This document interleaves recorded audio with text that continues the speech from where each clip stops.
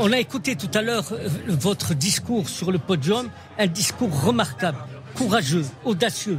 Et c'est tellement rare d'écouter les hommes politiques parler avec authenticité et courage. On a été très émus. Ce que vous dites, c'est-à-dire que, et vous avez, en tant que chrétien libanais, et Marmite, vous avez rappelé le sort aussi des chrétiens. Nous partageons cette inquiétude. Vous pouvez nous dire comment vous vivez et quelle réflexion vous inspire cette fête de la communauté juive. Est-ce que c'est la meilleure réponse au fanatisme ? D'abord, je veux saluer mes amis qui sont là. Je pense notamment à Elie Korchia, avec qui j'ai des liens extrêmement anciens et qui est un homme remarquable, un avocat remarquable, mais aussi un militant de la cause juive, le président du consistoire, absolument remarquable. Salut aussi tous ceux qui sont présents. J'ai à nos côtés aussi le conseiller régional Thierry Ebrecht et ceux qui sont autour de lui. Alors, oui, pourquoi c'est important ? C'est de montrer que les Juifs n'ont pas peur.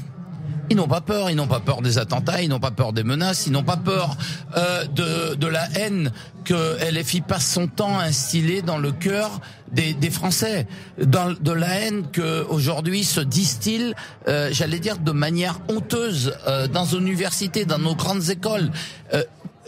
C'est la meilleure réponse qui soit à cette haine qui est déversée. Ce message de paix, tu aimeras ton prochain comme toi-même, c'est un message que nous, chrétiens, nous connaissons, et je suis vraiment très heureux d'être là, et je veux être très clair.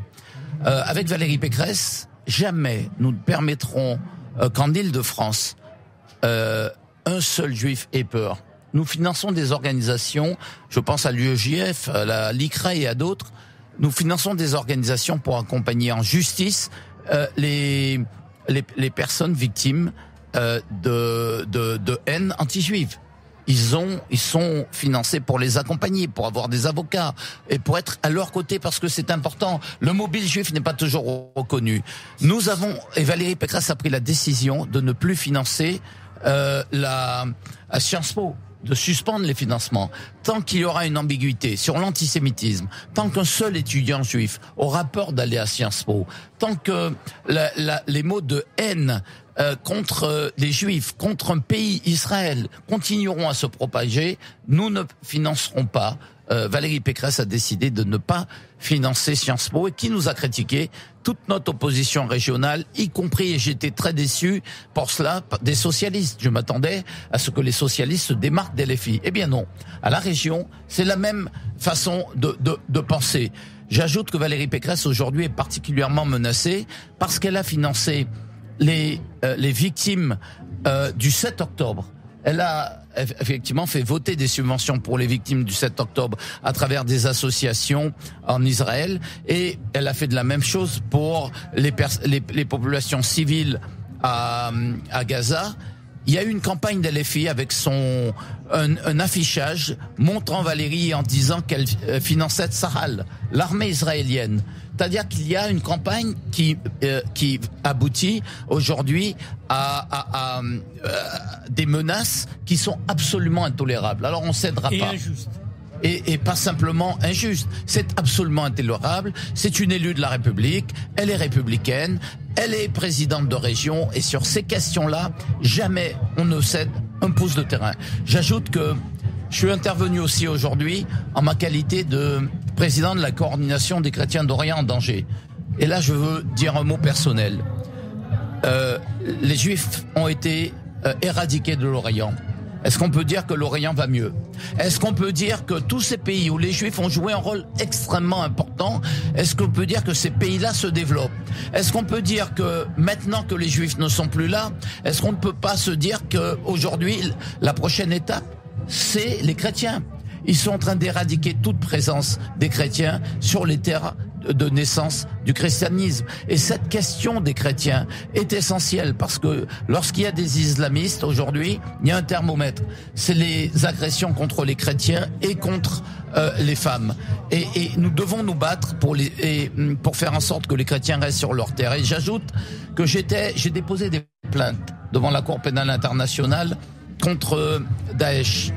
Et on me dit aujourd'hui, et on compare aujourd'hui la situation à Gaza avec un crime contre l'humanité. C'est ce que dit un procureur. Mais ce procureur, est-ce que vous savez qu'il est connu pour être antisémite? Est-ce que vous savez... Et l'avocat de Kadhafi. Oui, au-delà d'être avocat de Kadhafi, tout le monde sait, dans le monde arabe, qu'il est antisémite, qu'il déteste, qu'il hait les juifs, et qu'il a voulu se faire les juifs. Vous savez, qu'est-ce qui s'est passé de 7 octobre? Je suis allé en Israël.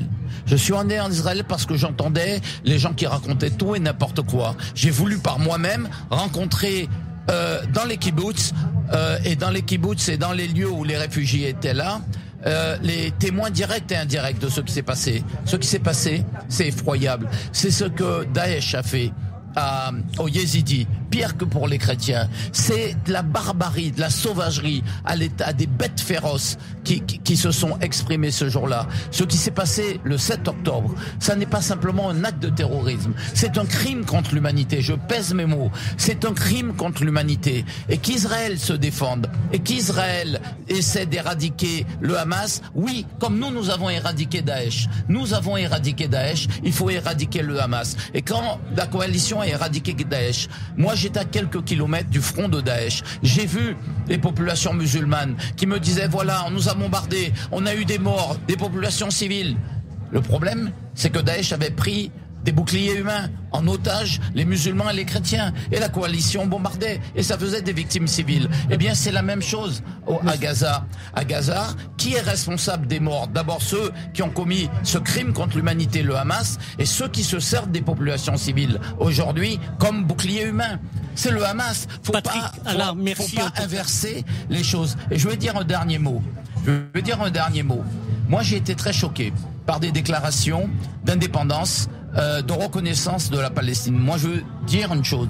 On se trompe en faisant ça. Ceux qui le font mettent une pièce dans la machine. Parce qu'en fait, ils réagissent et ils reconnaissent et ils veulent reconnaître la Palestine. D'ailleurs, quelle Palestine? Est-ce que c'est celle du Hamas? Ils veulent reconnaître la Palestine alors même que ça vient du 7 octobre. Ça veut dire qu'il suffit de tuer des gens pour qu'on reconnaisse et on ouvre un débat politique. Ça vient à contresens. Deuxièmement, une déclaration d'indépendance, de création et de la reconnaissance de la Palestine ne peut pas se faire comme ça en claquant les doigts. Il faut aujourd'hui retirer l'UNRWA du circuit, retirer le milliard d'euros, que la communauté internationale assume ses responsabilités. Alors, merci de ce témoignage émouvant et bonne journée en tout cas à partir du parc de la Brèche, et merci d'avoir été notre invité, et à très bientôt. Merci à vous.